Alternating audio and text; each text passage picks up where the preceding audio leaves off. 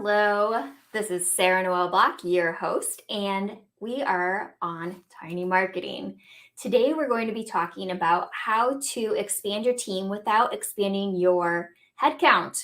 You get to save on those bennies, those benefits, and annual salaries when you outsource to 1099 contractors. Today, I have Donnie Boivin, and he's going to be teaching us all about how to not screw up outsourcing. So stay with me. We'll be right with him.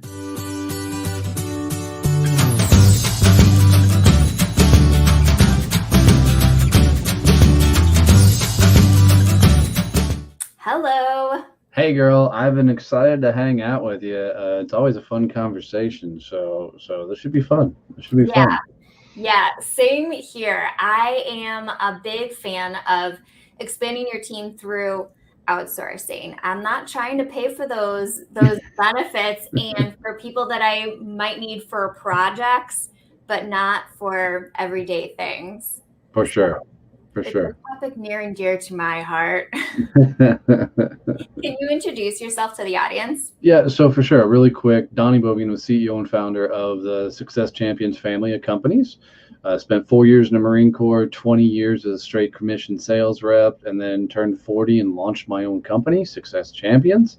6 months into launching that company, I looked at my wife and said, babe, we're about to lose everything we own, because I had no clue how to be a business owner. I'm sure some of you can relate. And I found podcasting in May of 2018, and that turned my company around. It taught me operations. It taught me how to outsource. It taught me, all the systems and processes I needed in place for business. 5 months after that launch, my first podcast became number 22 in the world. And awesome. Thanks. I got all the screenshots sitting next to Tim Ferriss and Tony Robbins and Gary Vee and all the guys. It was really cool. And then a massive non-compete that I was under came up, and I was able to start talking about sales and business development. And with that combination of podcasting, sales conversations, I've grown to now 6 companies, 4 best-selling books, 2 top podcasts, and a partridge in a pear tree. So wow. That is super impressive. Okay, I'm just gonna be right here. Catch my breath on that. It's been a fun journey. A lot of script. Can I skip? I don't remember if I can cuss on your show or not. If I can't, just say no. That's fine. No. Good. I'll clean it up. I'll keep it clean. If you're sensitive, don't listen to my podcast. So I'm personally not sensitive, but.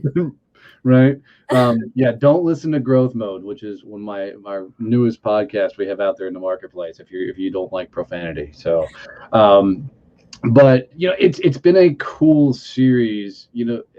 Most of us, as we're going through business, nobody's teaching this stuff, like how to outsource, how to sell, how to market. I mean, you got to go break a lot of things, and we just got really good at screwing up the learning. We have a company model that says go break things. That's not the model, but there's another word instead of things that we use. I'm still in the blank. I'm with you. But it served us well, and we've just learned if things aren't breaking, then you're not going big enough. And so we've challenged a lot of our own thought processes to break through some of our own mental ceilings that we put on ourselves. And some things have worked really well, some things have failed miserably. Yeah. And it's all a learning process to continue to build a business and move forward. Yeah, I have a similar saying in marketing. I Test. bet yours is a lot nicer than mine is, though. Perhaps it's a whole lot of testing and failing and falling before you find that thing that works, and then you replicate. Yeah, Test, I fail, like test, it. fail, test, replicate. I love it. I love Success. So before I forget, now that you told me all about your podcasting success, I really want to have you on the show again talking about that. Sure. Totally. But let's get into outsourcing. I don't want to miss the point of this conversation. Let's get into outsourcing. So tell me how you've used outsourcing to scale your business. Cool. I'll start off with how I screwed it up. Okay, that's perfect. So when I launched Success Champions, our first podcast, I had big aspirations. We launched a daily show. And I knew quickly, because we were getting some household names as guests on our show, that we couldn't run a typical generic podcast, that we had to start putting systems and processes in place. I also learned that I sucked at editing and I shouldn't be the guy editing all the podcasts and stuff. Yeah. So I went looking at my network to find somebody that could edit. And I was just in the process, and I gave a speech at an event for a bunch of veterans, and one of the guys who was filming came up afterwards and goes, "Man, I love your message and I love what you do. Do you need help with your podcast or anything?" And I said, "Yeah, I need an editor for my podcast, but my company's not in a place yet to where I can afford to pay somebody to do all this stuff." And he's like, "Well, I need sales training." He goes, "I need somebody to teach me how to sell." And I'm like, "Cool. How about I teach you to sell? You edit my podcast." And he's like, "Perfect, let's do it." And that was my first attempt at an outsource, right? Nice. So being unknowledgeable of how to properly outsource, I pretty much said, "Here you go, Joe. Podcast is yours." Yeah. And I remember he came back with the first edits of my podcast, and I went to listen to it, and I'm like, "Joe, what is this? This is crap, dude. This doesn't even sound like my show." And he thought he had created the greatest thing since like the Taj Mahal. And he looked at me and goes, "Oh my God, what's wrong with it?" And so I started walking him through, and for a little bit I was mad. I'm like, how could somebody put this out there? And then while talking to him, I had this thing went off in the back of my head, and I went, "Joe, I'm so sorry." He goes, "For what?" I said, "Man, I completely set you up for failure." He goes, "Thank you for saying it." He goes, "I had no idea what you wanted. You just handed me the podcast and said, go." And I did. And then I was mad because he couldn't read my own damn mind. This is such a good point. And so what I had to do is we jumped on a Zoom, and I showed him everything I wanted to do, and we recorded these videos, step by step. Yeah. So, and then the next thing he came back edited was pristine. I mean, he was such a better editor. The flow was right. Everything was good. So it was a great lesson learned for me. Two biggest lessons learned out the gate was, one, if you don't tell them what you want, you can't be pissed on what you get, and the second, if you don't have some sort of SOPs, standard operating procedures, for them to follow, then it's going to fail miserably. So it was a great way to screw up quickly in outsourcing to be able to find success, because we're at we have like 37 people we outsource different projects to at the moment. Yeah, I love. Yeah, you need to have these systems set up and to be able to train people easily and at scale when you're outsourcing. So like in the marketing world, having brand guidelines that you can share out, content strategies that make it clear what your voice needs to sound like and how you should be writing examples of what you like, creative briefs for the actual project. For sure. I always like to create Loom videos that walk people through exactly what they need to do to succeed at that project. Yeah, I mean, we've have entire playbooks now for our different companies, so there's no position in any of our companies that if somebody were hit by a bus, somebody wouldn't be able to step right into that role and pick up and go through. Huh?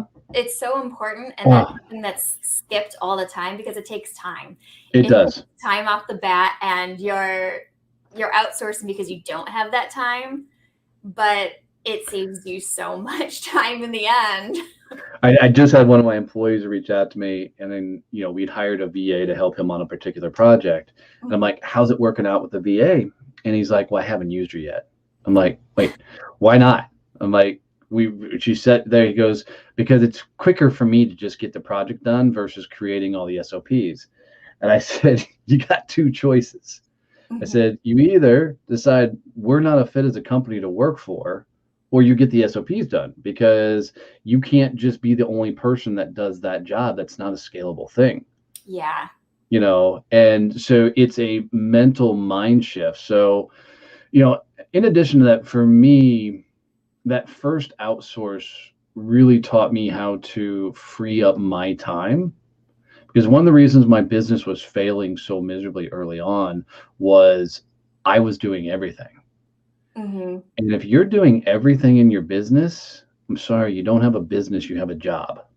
Yeah. There's no ability to scale. None. And so in a afternoon, I was just mad. Business wasn't growing like I wanted to. I couldn't figure out what I was doing wrong. I pulled out a piece of paper and I just started scribbling fast every task I was doing in the business. I mean, writing down everything, and down to taking the trash out, right? Every little thing I could think of. I drew a line straight next to this, and I still this day, I don't know why I did this, but it worked really well. I wrote a phrase above the column to the right, and I said, "Would Steve Jobs do this task?" And then I went down and I realized how many stupid things I was actually doing in a business I had no business doing. Like, I'm not an operational guy. I should never be doing operations. Well, it sounds like you're somewhat operational because you know how to decide what you should be doing and what should be outsourced. Well, it was really easy. It's the things I didn't like doing. So, that does make it easy. I'm like, there's some things that I really enjoy, and there's some things that I'll never get off the plate. But as a business owner, you got to be the face of the company, right? You got to be the person, because nobody's going to be as passionate about your business as you are. And time being the for face. sure, for sure. And so, but putting that list and kind of prioritizing things out really makes it easy to start figuring out what you should be outsourcing and how to do it. And I hear people all the time, they're like, "But I can't afford to outsource." My first outsource was a damn trade. Yeah, that's such a good point. That is how most people start outsourcing, is trading. Yep. And so what I want people to think about is I think one of the most successful things we did was create a Facebook group, because we could collectively keep all of our people who are fans of the show or fans of the books, or just fans of the things we were doing. And I kept putting opportunities, like once a week we'll put a post in the Facebook group that says, "Hey, what do you do for a living? Tell us in 10 words and put a link to your stuff." And we've hired so many vendors and whatnot out of that post, because we're usually, when I put that post out, we're looking for a very particular thing. Now, I never put the post out, "Hey," well, I can't say never, but most times I won't put the post out, "Hey, I'm looking for a photographer," because I don't want to be bombarded by people in their sales pitches. The DMs will So, but I will put out there, "Hey, what do you do?" And then I can go hand pick and I can look at their stuff, and you can tell a lot about a person's presence in the world by their social media, by their website, how they're showing up in the world. And so we've hired a lot of people out there, but having that Facebook group kind of gave us a place of collective fans, if you will. And so these people were already into our brand, already into the things we were doing. So when we reached out, they already had an understanding of what we were doing and the things we were accomplishing. So it was a lot of fun to partner up with a lot of these people, because, well, my first copywriter I hired, she's like, "You're my favorite client because I get to use the F word in copywriting, and you're the only client that lets me do that." So, and don't treat these people like employees. They're running their own company. Yep. And you got to have fun. I mean, work with people you're going to outsource that you want to go have a cocktail with. Yeah, Yeah. yeah, I completely agree. My entire team, I'm like, I adore them. I love them. We'll chat all day on Slack. Yeah, for sure. You know, my greatest success story with outsourcing is Kevin Snow. And he's my chief operations officer now. But when early in the business, I think I was within the first 6 months of the company when I had no idea what the heck I was doing. I was screwing around with MailChimp. Right. If you want to know something that this guy here, Donnie, should never be doing, is any sort of sales automation software, I shouldn't touch it ever at all. I'm not bad with technology, but that technology I just can't do. So I'm sitting here trying to figure out MailChimp campaigns and build all these things out. And so I'm YouTube videos, Google, everything, trying to figure this stuff. And things are just haywire. So I put a post in a group. I'm like, does anybody know freaking MailChimp? Because this is this stupid software and I can't make anything work. Yeah. And Kevin on that post, I had a lot of people instantly try and pitch me, right? You know, they're jumping in my DMs, like, oh, pain point, let's sell this guy. And right. Kevin was so smart. He jumped on that message and he walked me through like 20 things to check. And, step by step, this is the things I should look at. And so I liked it. I immediately sent him a friend message. I said, hey, would you be willing to jump on a Zoom? I'll pay you if need be to walk me through a few things. And he said, sure. And then he said, just so you know, MailChimp's not really the program I work with, but most of these work same. And we had a great conversations, and I thought I could handle it on my own. And then, of course, I try and go and do MailChimp on my own now, DIY style, and I screw everything up. And then some of you people are listening are probably like MailChimp wizards and just laughing at me, but, it was just beyond my scope. So about 6 months after that, as I was finally frustrated that I couldn't get the email stuff where I wanted, I reached back out to Kevin and I said, hey, dude, what would it look like for me to bring you in as a outsource all my emails and everything to you? And we ended up working on a deal originally that I wouldn't pay him up front. I would pay him off of results. So he would get 10% of every deal we brought in through his email automation programs. And he loved that idea. And so that's how we started working together as a 1099 outsourced, thing. And then as we became friends and continued to grow, this dude took on so many tasks and so many awesome things that he's grown all the way up to my chief operations officer of all 6 companies. Wow. And that story. Yeah, it's just totally cool because, people are trying to be everything to everybody. He was specializing in nothing but email automations. So it gave me a chance to get in, explore a skill set, get to know him. And, he just kept saying, hey, I can do that for you. I can do that for you. And, here we are now and we're doing a lot together. I need to pause you there because you made some amazing points just about how marketing should be done. Don't pitch slap people. Pitch slap. I'm borrowing that. You can. Educate. By educating your consumer or your prospective customer, that's how you build trust. That's how you start to sell. You need to educate them and not try and sell them. In the end, that's what results in getting that sale. And that's exactly what happened with him is he educated you. He didn't try and get right in there and make some money off of you, but it eventually turned into that. For sure. Into a business opportunity. Yeah. That's where a lot of people miss the mark is they don't understand when you provide that value, that's what gets you the sale. Yeah. I don't remember if he taught me this, if I learned it, but because he teaches a lot of how to get business out of Facebook because, his and I's relationship is a huge win of what you can do through Facebook. Facebook group, right? Yeah.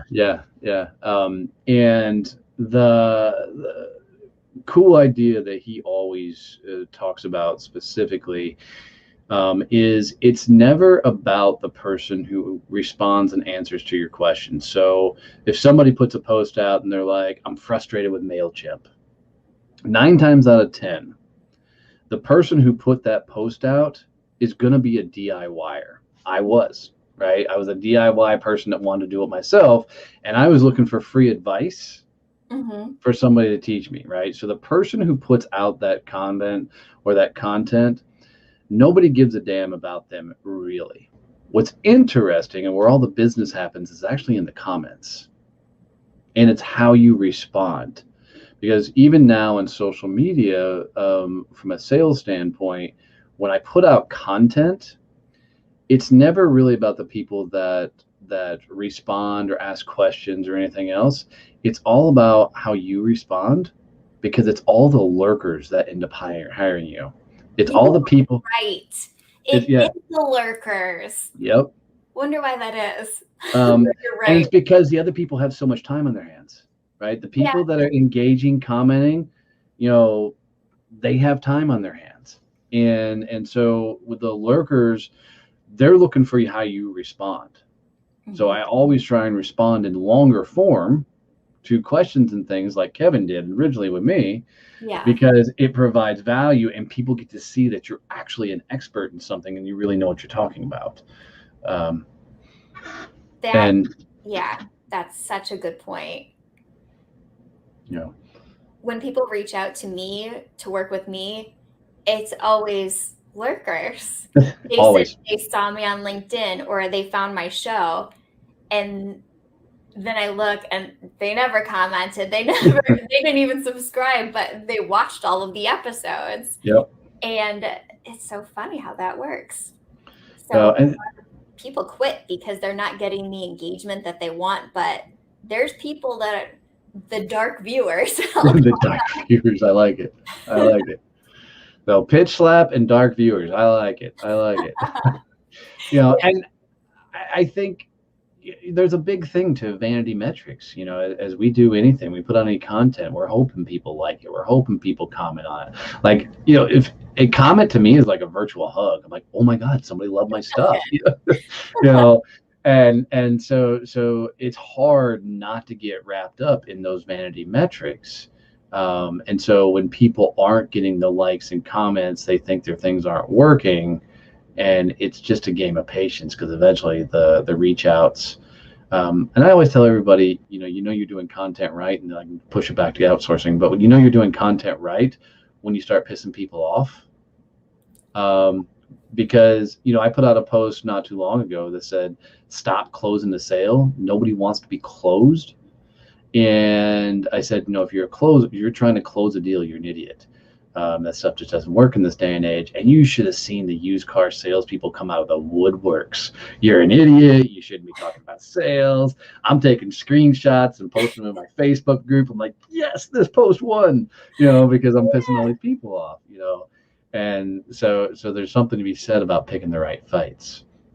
Yeah, that's so funny. My husband asked me the other day if I ever get any trolls. I'm like, nobody cares about me that much. Give it time. Give it time. You keep putting out enough content, they will come. And, I'm empathetic to them, because all they got in life is enough time to come, say crap on my post. Sorry about your life, but in the same token, that's also the highlight of their day, so I'm good with that, but back on the outsourcing, we've had to constantly put steps and procedures in place. We've had to make sure we fully understood what we were doing so we could properly outsource. Mhm. So one cool trick that you guys can do as you're listening to this is, like I'll speak it from a sales perspective, because that's the easiest one for me to do. When we build a procedure, I build it for somebody else. So even if you work for yourself, everybody should have some sort of sales process in their company, right? This is how you find somebody new. This is how you talk to them. This is how you onboard them. This is how you work all the way up to referral. I don't believe a deal is completely done until that client has got what you said they're going to get and they're willing to give you referrals, right? Then the deal is done. Yeah. Okay. So in knowing that, I know how to do that, but could I explain it to a salesperson? Likely. But if you go through and you build that process out like you would be doing it for a salesperson that you would be hiring, now it takes you emotionally out of the scenario, so you can build all the steps along the way, so that when you build that process, you're building it for somebody else. And then somebody will be able to come behind you and actually do those tricks and tactics.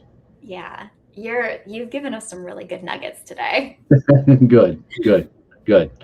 So, for me, Sarah, nobody was teaching me this stuff, right? And I tell everybody, I probably wouldn't have listened had they tried. I'm just, my ego gets in the way of learning a lot of times, so I just made a promise to myself that as I continue to grow and scale, that I've got to come back and teach as many people the things that I've done to try and make that the whole process just simpler and easier.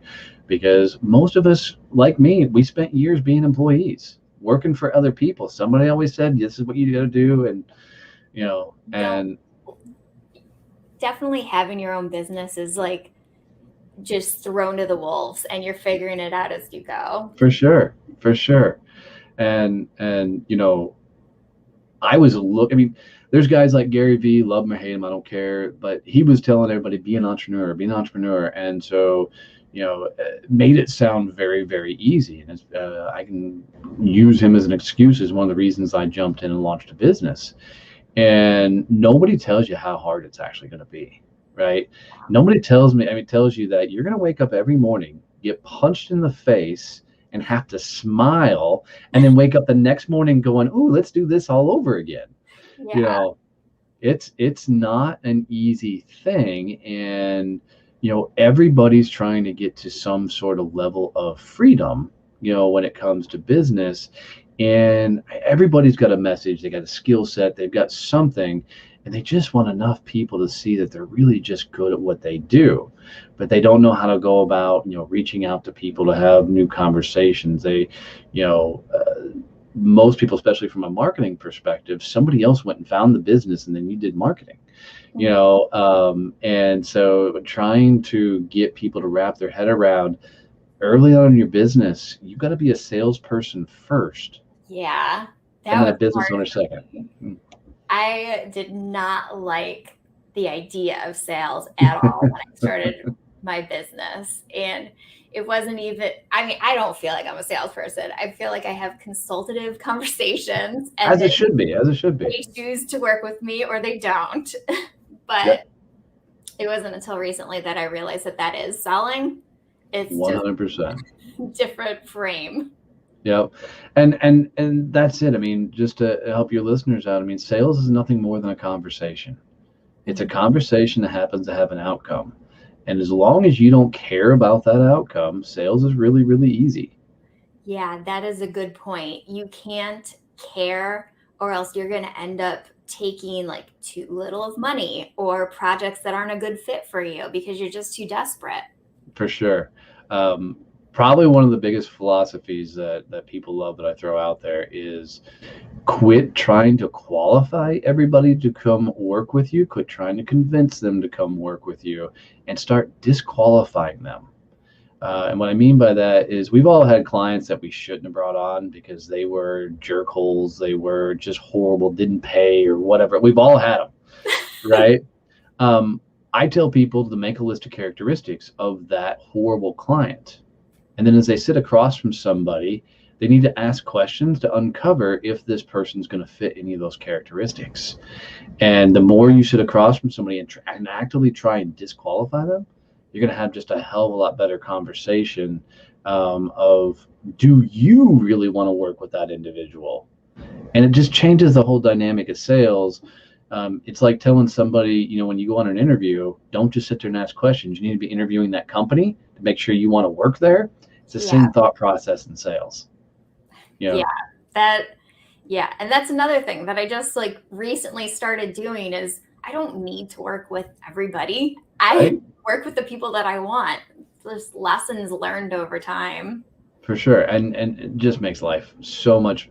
It's the same thing. I want to work with clients that I want to go have a beer with, that I want to go have a rum with. I don't want to work with people that when they're pop up on my phone, I'm like, crap, man, I don't want to talk to that person.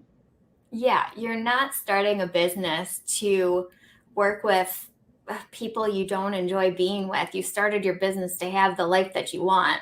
Exactly right. Exactly right. And you got to have fun. And if your business is currently not fun, It's a couple of things. You're not out talking to enough new people. You're not having great conversations with your clients because your client should be your number one referral partner. Yeah. And they should be opening doors for you. And So, by the way, guys, this all applies to outsourcing too. You should be grilling these outsourcing people just as hard as you should be your prospective clients. yeah, that's true. I always start with a test project too, something very short term and that doesn't have a big impact on my business and doesn't affect my clients at all, just to see how we vibe before I actually commit to anybody. For sure. Now, I've got one outsource that I've done that I love. I don't know what she does. I'll be fully transparent on that, but I've loved working with her. So Pinterest is a platform I don't care about whatsoever. I don't need to eat my dinner out of a mason jar, right? You're So missing out. I've actually been on there a couple of times to look at some projects and things to do around my farm. But I hired a young lady by the name of Sarah Ankney to take over Pinterest. And I said, all right, it's yours. No direction. No, I didn't even know what direction to give her. I'm like, just make Yeah. Pinterest work. And she's done an amazing job. I've loved working with her. And, every year or so, I up what I pay her without her asking, just because I don't have to think about it. Right? I don't have to do anything. That's a fun way to outsource.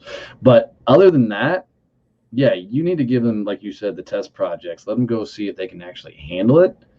And I always like to try and stump them. Well, not stump them, but give them some sort of task that requires them to go further than they probably were expecting. That's a good idea. I usually give them something that's for my own business so it doesn't affect anybody else. Right? And if I hated it, then I don't continue working with them. And you want to see, can they take direction? Mhm. Can they actually interpret what you said? Can they follow directions? Because a lot of people, in this kind of gig economy we're in, anybody can be a VA. There's no requirements, there's no laws, there's no degrees in it. So if you have any talent, you can turn that into a business. Yeah. So and there's a lot of people that have a so-called business that have never done it before. They've never had any clients. You got to go figure that things out. Oh, that just made me think of one more thing: is don't hire a jack of all trades. One of the things that I screwed up was hiring somebody who says, I do social media. Well, that just means they create pictures in Canva, just so people know. Yeah. Yeah. You need like an excellent copywriter, someone with some social media strategy experience. Yes. And we go even a little bit more extreme. We hire for a specific platform. So like for social media, I'm like, yeah, Pinterest, that's your thing. Facebook, that's your thing. LinkedIn, that's your thing. Yeah. I like that point because there's vastly different. Oh, massive. And if anybody ever figures out TikTok, let me know. Yeah, I have no idea. I just started creating reels on Instagram and I feel like Gen Zer. And one of my TikToks, it was funny. Somebody's like, dude, go back to Instagram, grandpa. I'm like, dude, I'm 44 years old. I'm trying. But that particular comment, if you go through my TikTok, you'll see I actually screenshotted that and put a picture of me holding it up, a finger up to it. I'm like, dude, thank you for this comment. Because of that, I got 44 new followers and then like 2,000 more, likes and shares on it. So I'm like, keep calling me grandpa. Yeah, I'll take that all day. For sure. Well, we should wrap it up, but I wanted to know if there's anything else that you want to share with the audience and how everyone can find you. Yeah, so a couple of fun things. One, on Amazon, I have a book called Endless Stream of Referrals. It's the #1 bestseller, but if you want, referrals are the easiest way to bring business in, to you. So go get that book. But if they will text the word success to 817-318-6030, we'll send them over a bunch of free training, a bunch of information to invite them over to the Facebook group. But text the word success. Yep. 817-318-6030. And if you're international, hit +1, but and text the word success over to that. And we'll send you a bunch of cool things, and that'll get you to all my stuff. Other than that, anywhere on social media, look for Donnie Boivin or Success Champions, and we'll pop up there. All right. Let's see. Is this correct? 817-318-6030. Close. It's not 16, 6030. 0. It's one thing you gotta love about StreamYard is you can pop those things up there. I know. And why she's putting it up there, guys, do me a favor. If you guys got any value whatsoever, any nuggets I may have dropped, any nuggets Sarah may have dropped, anything that was helpful for your business, do her the coolest thing and share this out with somebody else. Being a podcaster myself, the greatest thing in the world is when you get a new subscriber, or somebody says, "Hey, I got value out of this show." I'm like, yeah, you put out content, so hoping that somebody will engage with it. So do us a favor, make sure, send her a DM and let her know what you got out of this. Share this with a friend that should be listening, engaging with her show. It's literally like giving her a virtual hug every time. So reach out. It'll mean everything to her. It's true. It will. Thank you. Well, thank you so much for joining me today. Absolutely. It's an absolute blast. All right. Bye, guys.